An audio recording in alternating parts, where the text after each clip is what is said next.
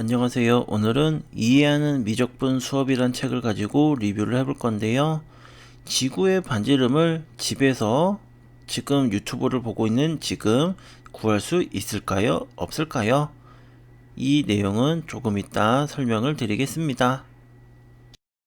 이 책은 바다 출판사에서 2020년 1월에 출판을 하였고요. 데이비드 애치슨이란 분이 쓴 책입니다. 저는 학생들에게 수학을 강의를 하는데요.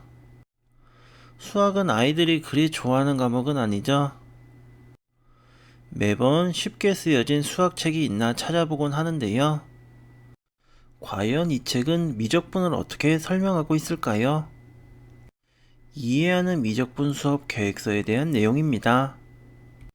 미적분학은 변화를 다루는 학문이죠. 좀 더 정확하게 말하면 무엇인가를 변화하는 비율을 다룹니다. 17세기 후반 영국 과학가 아이작 뉴턴과 독일 수학자 고트프리트 라이프니츠의 연구 덕택에 등장을 하였는데요. 둘은 서로에게 우호적이고 공손했지만 시간이 지나면서 누가 미적분학을 발명했는가 문제로 관계가 나빠졌습니다. 이 책의 수업에서는 미적분학의 핵심 아이디어와 중요한 역사적 사건을 주로 이야기하며 큰 그림을 볼 수가 있습니다. 지구의 반지름을 구하는 방법에 대해서 알아볼 건데요. 당신은 지금 바로 집안에서 지구의 크기를 계산을 할 수가 있습니다. 뭔 말도 안 되는 소리냐고요?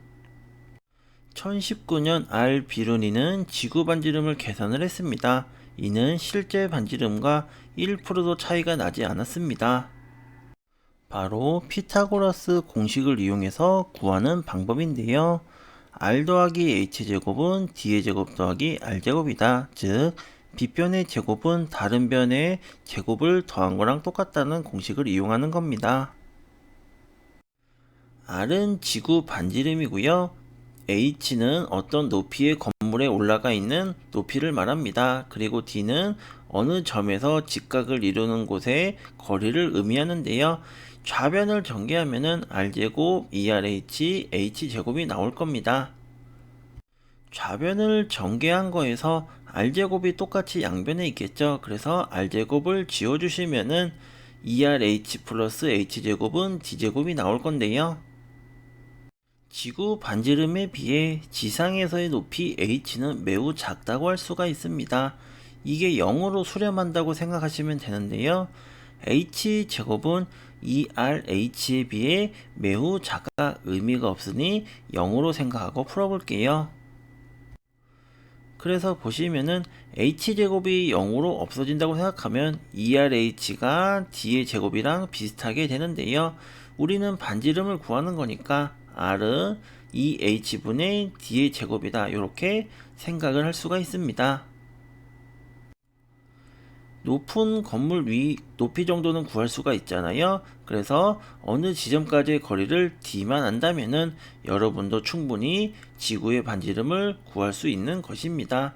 거리 같은 경우는 요즘에 네이버를 검색하면은 거리가 나오잖아요. 그리고 아파트가 있으면은 아파트 높이 정도도 대략 측정을 할 수가 있으니까 여러분도 집에서 지구의 반지름을 구하실 수가 있습니다. 무한대 개념의 등장.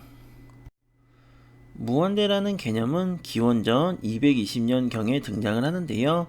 무한대라는 개념 자체보다는 무한대에 점점 가까워진다는 생각 자체가 더 중요합니다. 기원전 아르키메데스는 정다각형 모서리의 개수 n을 점점 증가시키면 정다각형의 넓이가 점점 증가하면서 원의 넓이를 구할 수 있다고 생각을 하였는데요. 원에다가 사각형, 오각형, 육각형을 넣어서 생각을 해볼게요. 사각형은 원의 넓이와 차이가 있습니다. 하지만 오각형, 육각형에 가면 갈수록 육각형은 사각형보다는 원의 넓이에 더 가까워졌겠죠. 시각적으로도 보더라도 더 가깝습니다. 그러면 더 올려서 십각형, 백각형 이렇게 늘려가면은 원의 넓이에 더 가깝게 되는 걸 알 수가 있겠죠. 같은 원리로 생각을 하면요. 사각형의 둘레의 길이는 원의 둘레인 원주의 길이가 차이가 있지만 이런 식으로 계속 사각형, 오각형, 육각형 이런 식으로 각을 계속 늘려간다면은 점점 원의 둘레의 길이가 되는 것을 추정을 할 수가 있습니다.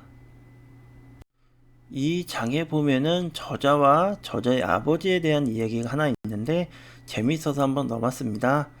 저자 같은 경우는 사실 인정을 합니다. 미적분이 쉽다고 주장할 생각이 전혀 없습니다. 사실 쉽지 않고 어렵다고 설명을 합니다. 아버지가 돌아가시기 몇 주 전에 아버지를 만났을 때 미적분하기 쉽지 않다는 것을 깨달았다고 하네요.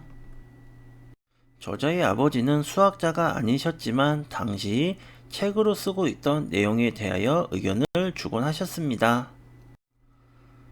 난 아무리 생각해도 네가 말한 수렴에 관련된 내용에 동의를 하지 못하겠다. 그러자 저자는 아닙니다. 저는 이 내용에 대한 뜻을 잘 알기 때문에 그것은 맞습니다. 그러자 아버지는 에이 모르겠다. 아무렴 어떠냐. 술이나 더 마시자 하고 이야기를 끝냈다고 하는 게 좀 재밌었습니다. 구의 부피를 구하는 케플러의 접근 방법. 독일의 천문학자 요하네스 케플러는 고대 그리스 수학자들과 달리 거리낌 없이 무한대 개념을 사용했는데요. 케플러는 구를 무한히 많은 개수의 무한히 작은 원뿔들로 이루어진 도형이라고 생각을 했습니다. 이런 방법을 이용하여 구의 건널비 공식에서 구의 부피 공식을 손쉽게 만들어냈는데요. 원뿔의 부피는 원뿔 밑면 면적의 3분의 1의 r배임을 알았습니다.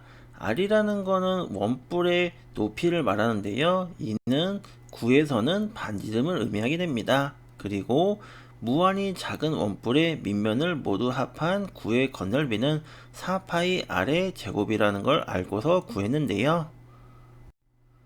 밑면적들이 모여서 구의 표면적 건널비를 이루게 됩니다. 그래서 밑면적에다가 구의 높이 반지름 r을 구하면은 우리가 아는 3분의 4 파이 r의 세제곱이라는 중학교 때 배우는 공식이 나오는데 이것을 이런 식으로 유도했다는 것 자체가 상당히 놀라웠던 것 같습니다.